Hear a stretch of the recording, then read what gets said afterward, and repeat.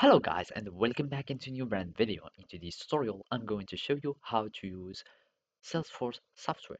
So make sure to watch the video to the end and follow these simple steps.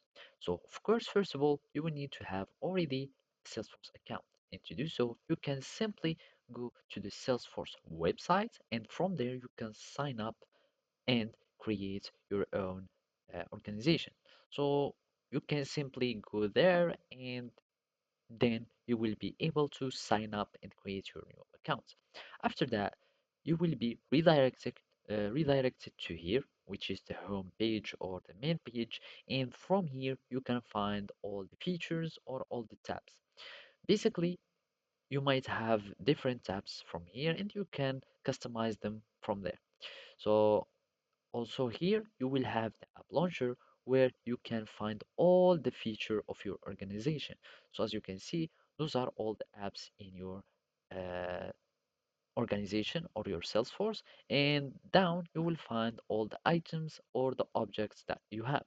And basically, for example, if you want to create contacts, you will simply need to click on that tab that you want to modify or manipulate.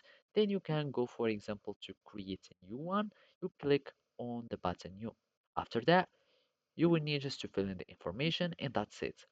If you want to access to a detailed view for a record, it might be an account record, files, task, or anything, you will need just to click on it and basically you will find all the informations or the details about this record.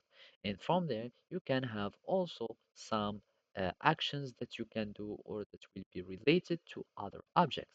So here I have opportunities that are parts of that are related to this contact. I can simply create a new opportunity and it will concern this contact. So as you can see here, this account name, which is the account uh, applied to this contact and I can create, save, etc.